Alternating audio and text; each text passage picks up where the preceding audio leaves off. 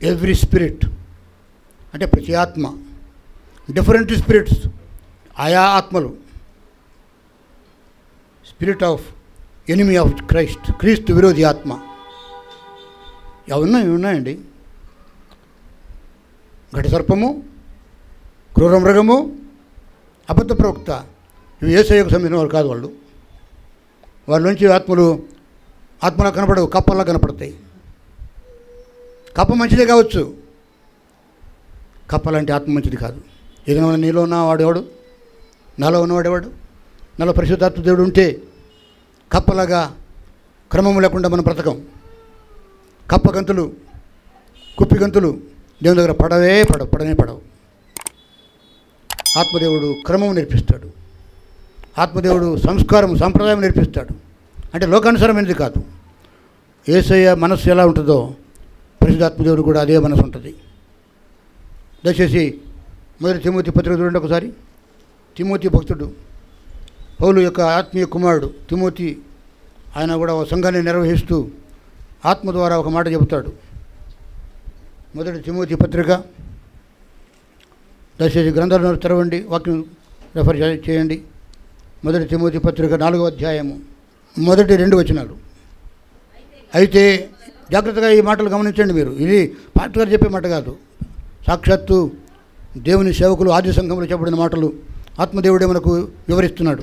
అయితే కడవరి దినములలో కొందరు అబద్ధికుల వేషధారణ వలన మోసపరచు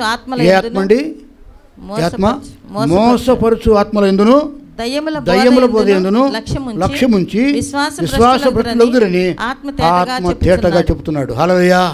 పరిశుద్ధాత్మ దేవుడే ఈ మాటలు చెబుతున్నాడు. ఆనాడు ఆది సంఘంలో చెప్పబడిన మాటలే ఈనాడు మన సంఘంలో కూడా దేవుడు మాట్లాడుతున్నాడు. కడవరి దినములలో, ఈ కడవరి కాలంలో కొందరంట అబద్ధికుల వేషధారణ వల్ల మోసపరచబడతారు. వాళ్ళలో ఏ ఆత్మ ఉందండి? మోసపరిచే ఆత్మ ఉంది. పాస్టర్లు, దైవజనులు, సంఘ స్థాపకులు, ప్రవక్తలు, ప్రవచనాలు చెప్పేవారు అసలు యేసుక్రీస్తు కంటే ఎక్కువ ఘనంగా ఉంటారు వాళ్ళు. యేసయ్యకు భయపడం కానీ వాళ్ళకి భయపడతాం మనం, ఏమంటాడో ఏం కథ అని చెప్పి. మోసపరుచు ఆత్మలు ఉన్నటువంటి సేవకులు ఈనాడు మన అయితే ఉన్నారు. నేను అలా ఉండకూడదని నేను ప్రభుని కోరుకుంటున్నా. ఎందుకంటే నా దగ్గర ఎక్కువ మంది ఉండరు. ఇక్కడ వాళ్ళు ఎక్కువ మంది ఆకర్షించుకుంటారు. అంతమాత్రం నేను ఎవరిని విమర్శించలేదు. అన్ని ఆత్మలు నమ్మదగినవి కావు. అందరూ బోధకులు నమ్మదగినవారు కాదు. నన్ను కూడా నమ్మొద్దు, నేను కూడా నమ్మదగినవాడిని కాకపోవచ్చు. కానీ మనలో పరిశుద్ధాత్మ దేవుడు ఉంటే మనం నమ్మదగిన వారుగా ఉంటాం. యేసుక్రీస్తు వారు నమ్మదగినవాడు, తండ్రి దేవుడు నమ్మదగినవాడు, పరిశుద్ధాత్మ దేవుడు నమ్మదగినవాడు. ఆత్మ చెప్పు మాట చెవిగలవాడు విడును కాక. ఎందుకండి మాకు ఈ ఆత్మల సంగతులు, తప్పిన కుమారుల సంగతి చెప్పండి, మంచి సమరయ కథ చెప్పండి, సమరయ స్త్రీ గురించి చెప్పండి, అవి కూడా చెప్తాం. వాక్యం 2 తలగల పొద్దున్న ఖడ్గం అటు ఉంది ఇటు ఉంది.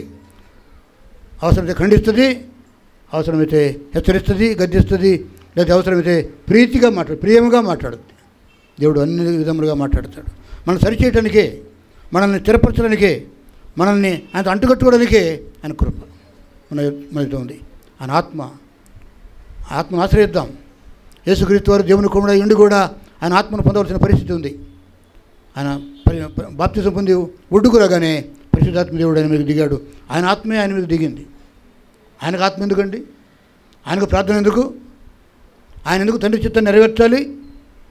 ఆయన మానవ రూపంలో వచ్చాడు కాబట్టి, ఒక మనుష్యాకారంలో వచ్చాడు కాబట్టి, శరీరధారిగా వచ్చాడు కాబట్టి, నీకు నాకు ఒక మార్గం చూపించడానికి నీలాగా నాలాగా ఆయన వచ్చాడు. నిన్ను ఆత్మతో చెప్పబడని చెప్తున్నాడు. నింపబడకుండా పంపబడ్డా. నా దగ్గర సరుకు లేకుండా నీ దగ్గర వచ్చి ఏం చెప్తాను నేను?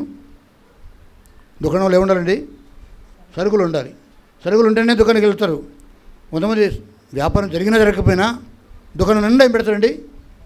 సరుకులు తక్కువ ఉంటే ఈ దుకాణంలో ఏం లేవని చెప్పి రారు జనాలు. నిండా ఉండాలి, అమ్ముడు పోయినా పోకపోయినా. దుకాణంలో నీలో ఆత్మ నిండుగా ఉంటేనే దేవుని కార్యం జరుగుద్ది. హల్లెలూయా. నీవు అనేకులను, పాపులను ఆకర్షించాలి. ఆత్మలేని వారికి ఆత్మను అందించేవాడుగా నువ్వు ఉండాలి. కానీ నాకు అర్హత కావాలి. ఇందాక కదా మా కట్టడలు చెప్పటకు నా కట్టలు వివరించడానికి నీకేం పని? అసలు నా ఆత్మ లేదు నీలో, నా అభిషేకము, నా పిలుపు లేదు నీలో, ఒక సాక్ష్యము లేదు, ఒక ప్రార్థన జీవితం లేదు.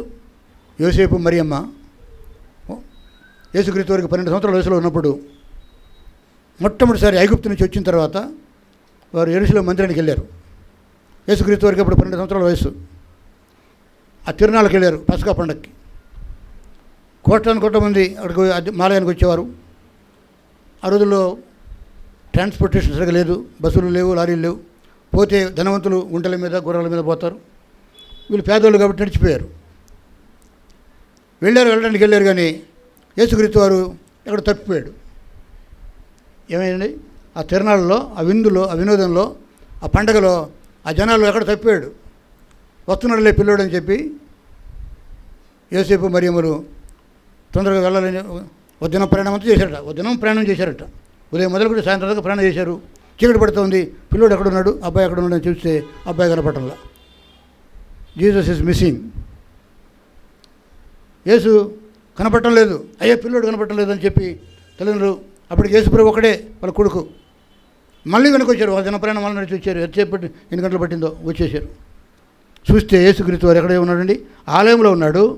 అక్కడ ప్రవక్తలతో, మత పెద్దలతో మాట్లాడుతూ తన జ్ఞానమంతా ప్రదర్శిస్తుంటే వాళ్ళు ఆశ్చర్యపడిపోతున్నారు. వీడు వడ్లవాని కుమారుడు కాదా, మరియమ్మ కుమారుడు కాదా, ఇంక ఎంత జ్ఞానం వచ్చిందని చెప్పినట్టుంటే చివరికి వచ్చారు. మరియమ్మ యోసేపులు వచ్చి వెతుక్కుంటూ వచ్చి కుమారుని కనుక్కొని, కుమారుడా ఏంటయ్యా నువ్వు తప్పిపోయావు, మేము దినమంతా ప్రయాణం చేసి నీకోసం వచ్చామంటే ఆయన ఏమంటే, నాతో నీకేమీ పని, నా తండ్రి పని మీద ఉండాలని నీకు తెలియదా?